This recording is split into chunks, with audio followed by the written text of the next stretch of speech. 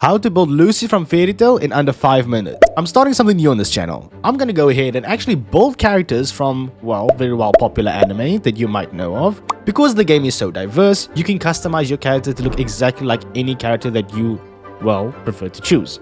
And this is how to build a Lucy Heartfilia guide.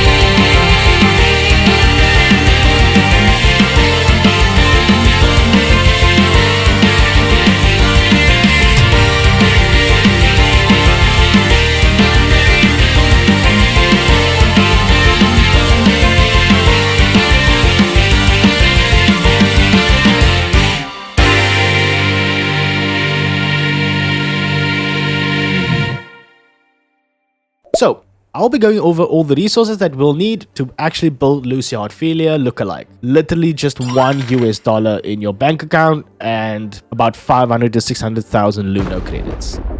Bound Luno, not actual Luno. The last section that is very important that we will need in this entire process is life skills. If you are a new player or you've been playing for a while and you have not touched your life skills, you might want to check into that. In your life skill section, what we will need is just weaving to be available. Yes, just weaving. You just need weaving because the other materials that we're going to use can be obtained as a free-to-play player or a new player within your Bound Luno store. In Mastery, you will have to have die crafting unlocked. Without this, we cannot go ahead and craft anything. And second of all, we will need focus points.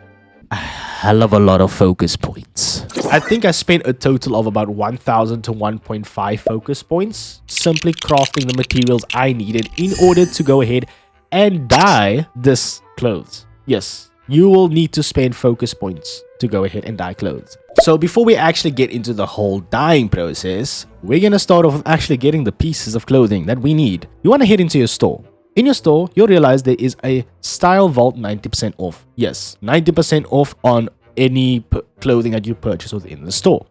It is a permanent event as of now. What you want to do is you want to go into the boot section and purchase the Serene Moments. This will give you the boots you need to actually build Lucy Heartfilia. The second piece of clothing is the skirt. The skirt you'll actually find, well, for free because you actually get it for free at the beginning of the game. You get this entire outfit for free. What you want to do is you want to equip the lower piece and of course the top piece. And then it will look something like this, probably just a different color. Now that once your items are equipped, it's time to go to the third stage, which is the dyeing process. This has to be the most tedious thing I've ever done because it just takes so long, but you can have a shorter process. Now me, when starting out the game, I did not know you could buy dye packs. So these are going to be the stores that we'll be needing to interact with and exchange our Luno for materials. It's going to be the Botany Exchange store, which we will then exchange our dye powder for. The Alchemy Exchange store, which will give us the boiled water that we will need to create dye packs. The Weaving store in order to obviously weave those dye packs.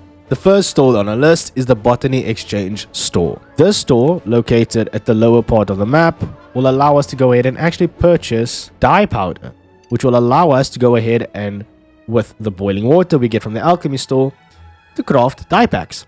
So if you want to know how much you should actually go ahead and buy, just buy 100 to be safe. I don't know how much I used. I could not be cared to count. Just buy 100. You'll have enough Luno in order to buy it. So once you've teleported back to the main area, you'll notice that there is an alleyway that you get introduced to at the beginning of the game.